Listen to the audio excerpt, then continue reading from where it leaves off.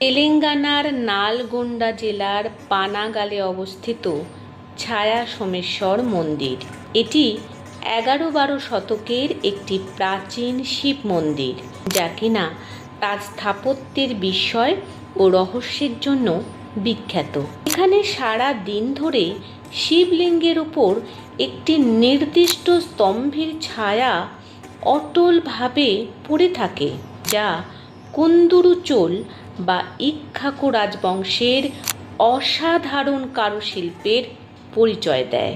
ভারতের বেশিরভাগ গুরুত্বপূর্ণ মন্দিরই কিন্তু উঁচু স্থানে অবস্থিত, যার ফলে মূল অংশে পৌঁছানোর জন্য ভক্তদের অনেক সিঁড়ি বেয়ে উঠতে হয়।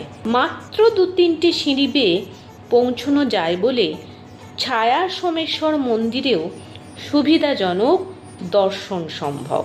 এমনই আরও অজানা তথ্যের সন্ধানে আমাদের এই চ্যানেলটিকে সাবস্ক্রাইব করুন।